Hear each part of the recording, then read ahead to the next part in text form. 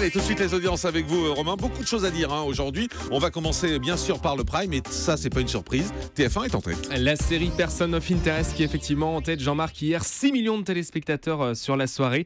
24,8% du public avec un premier épisode à un peu plus de 6 300 000.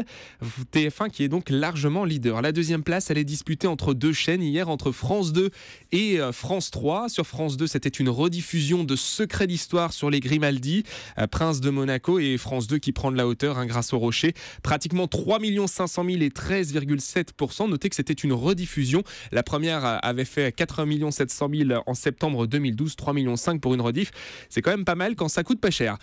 France 3 est à 3 300 000 et 13,1% pour ce téléfilm avec Xavier Deluc et Astrid Veillon. Changement de cap, on voit que France 3 est forte sur la fiction et est loin d'être à l'ouest sur ce coup-là.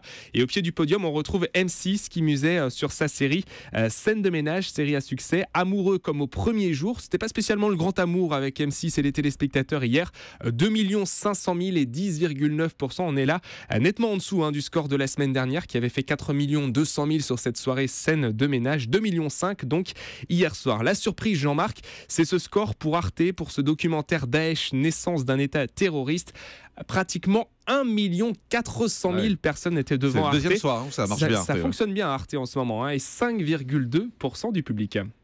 Et puis du côté de la TNT, il faut dire que ça reste faible en revanche globalement. Oui, aucune chaîne ne dépasse le million de téléspectateurs, mais comme on est sympa, on va signaler ce score de D8, Rocky 4 à 973 000 personnes et 4% du public. France 5, c'était une enquête sur les laboratoires pharmaceutiques, médicaments sous influence. 814 000 personnes étaient devant France 5 et les autres chaînes sont sous les 800 000. On le voit, Jean-Marc, et on en parlera dans quelques instants avec Maxime Guény, journaliste média. Les chaînes de la TNT ont quelques difficultés à dépasser cette barre du million. Et puis du côté des deuxièmes parties de soirée, on attendait le score de ce documentaire choc sur le harcèlement scolaire. Souffre-douleur, il se manifeste, avec des témoignages poignants et sujets de société, vous l'entendrez dans quelques instants sur Europe 1. Pratiquement 1 600 000 personnes, c'est un joli score pour cette case infrarouge de France 2, 10,7%. Et puis on attendait aussi, Jean-Marc, le numéro du divan de Marc-Olivier Fogiel avec sur le divan hier soir Thierry Ardisson. Beaucoup de communication autour de cette émission puisqu'il se rabibochait à l'écran. 602 000 téléspectateurs seulement et 6% du public. C'est 200 000 téléspectateurs de moins que pour le premier numéro avec l'effet de curiosité sans doute et Fabrice Lucchini. La mission de France 3, c'est donc pour le divan d'asseoir ce nouveau rendez-vous. Oh, c'est joli. En tout cas, 6% de part de marché, c'est vrai que c'est très faible.